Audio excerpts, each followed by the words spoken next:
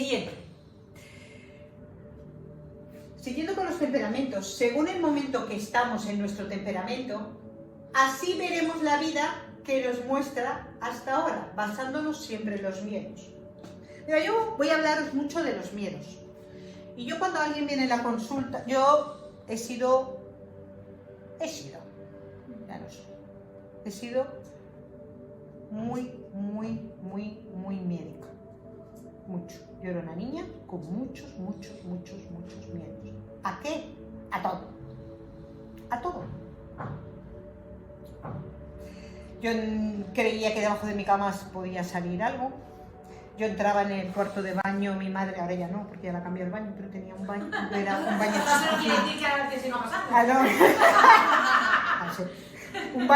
un baño chiquitito que tenía cortinas, ¿no? Esas bañeras que tenían un asiento pequeñita.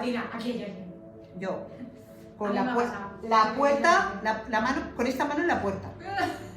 Con la otra hacía así. No hay nadie. Cerrado enseguida, ahora no hay nadie, vaya que entre. Corriendo. Si no, no me encerraba en el baño.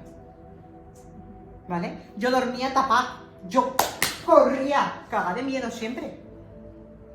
Miedo A, miedo E, miedo C, miedo B, miedo a todo. A todo. Hasta los 30... Con eso no quiere decir que ahora no tengas. Son diferentes y ya lo gestiono de forma diferente. Hasta los 30 y pico de años, 31, que estoy embarazada de mi hija y hago una formación de educadora del masaje infantil en Barcelona. Me voy allí y llega a mí una lectura. ¿Sabéis que en la vida siempre hay cosas que es un antes y un después? Bueno, pues llega la lectura de Le Boyer, que os leeré más adelante, o cuando sea, os leeré, ¿no? Pero bueno.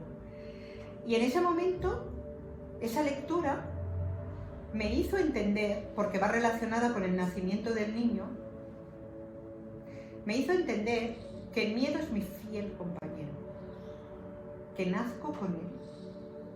Y después yo ya trabajaba en la residencia porque yo aprobé unas oposiciones, yo era funcionaria de carrera en el IMAS y estaba en una residencia geriátrica donde allí no había más que salir en una caja, no salía de otra forma.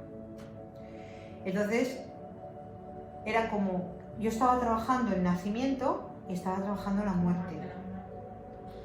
Entonces me di cuenta que aunque la gente deseaba irse, porque puedo asegurar que los que estaban allí ya sabían que se iban, ya sabían, y además algunos lo deseaban de verdad, aún así se iban con mucho miedo, porque no sabían dónde se iban.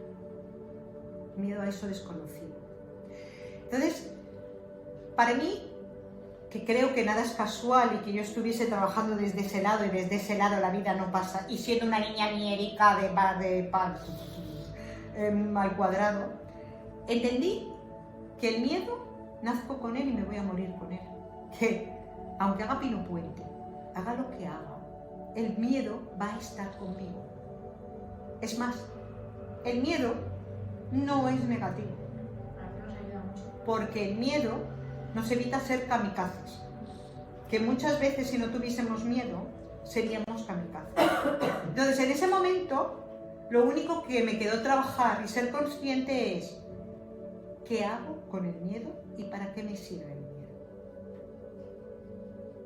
Entonces si ese miedo lo que hago es evitar hacer cosas y lo que hago es que con el miedo me justifico de no hacer cosas, ese es el miedo que voy a trabajar. Pero no me voy a quitar el miedo, porque el miedo, me hice amiga del miedo, y el miedo es el único compañero que va a estar conmigo, el único. Es el que está siempre conmigo. Nací con él. Y sea verdad o no sea verdad, me moriré con él. Y así lo siento. Y de repente ya no estoy sola. Qué bonito. Estoy siempre acompañada. Para mí, el que es más prudente, y que si le hago caso y no le permito que avance ni un pasito por delante de mí, claro está, ¿vale?